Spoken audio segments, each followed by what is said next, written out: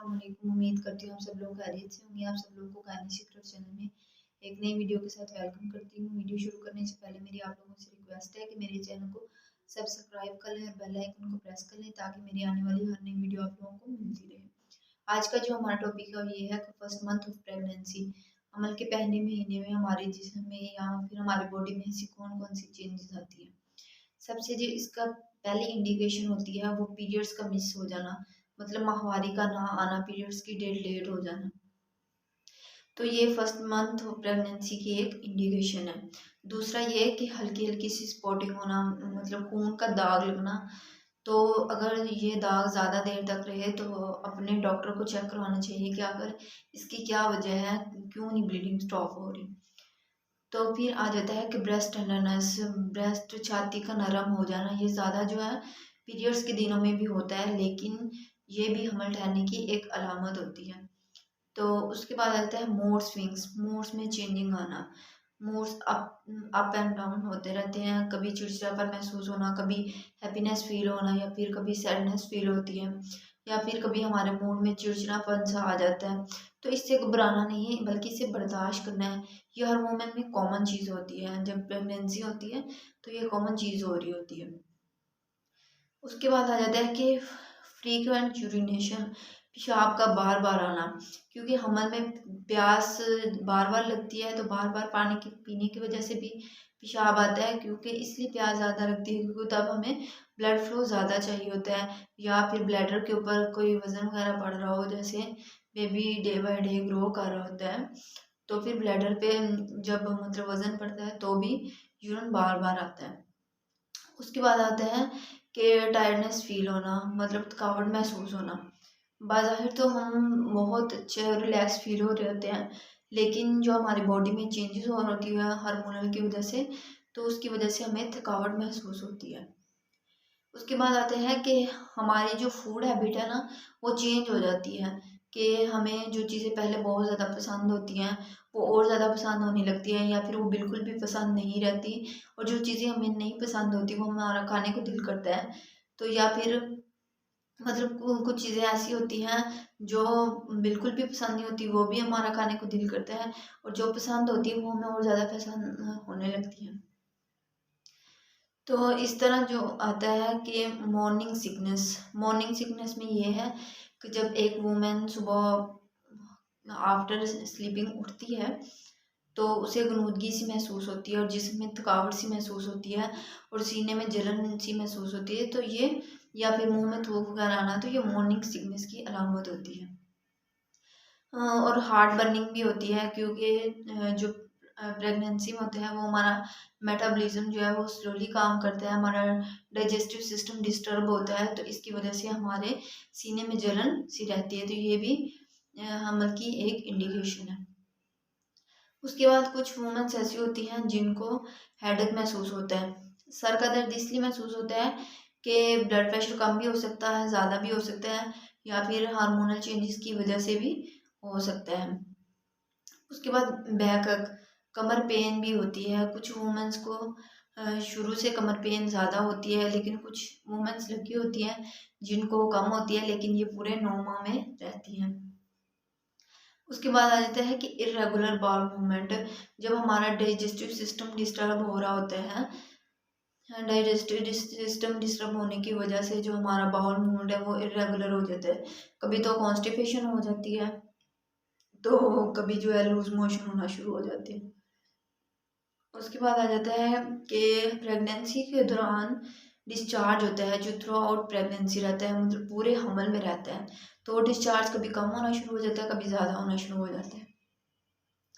और जो है हाइटेंड सेंस ऑफ स्मेल, कुछ जो खाने, जब हम खाना वगैरह बना रहे होते हैं तो कुछ चीज़ें ऐसी होती हैं जिनकी स्मेल हमें बहुत ज़्यादा अच्छी लग रही होती हैं, जिन्हें हम पसंद करते हैं। या कुछ खाने ऐसे होते हैं जिनकी स्मेल हमें बिल्कुल भी पसंद नहीं आ रही होती है और हमें ऐसे मतलब हमारा दिल करता है कि ये हमसे दूर हो जाए।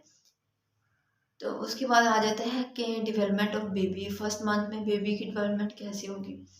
कि जब एग ओवुलेट होता है तो उसे स्पर्म मिलता है। स्पर्म मिलने के बाद फिर जब वो आपस में मिलते हैं तो फर्टिलाइजेशन होती है। फर्टिलाइजेशन होने के बाद फिर एक जाइगोट बनता है। तो जाइगोट जब टूटता है तो फिर एम्ब्रियो बनता है।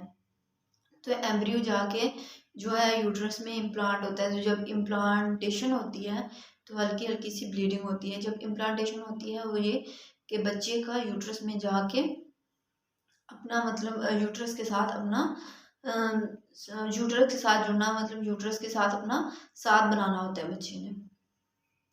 तो ये कनेक्शन भी बहुत ज़्यादा ज़रूरी है।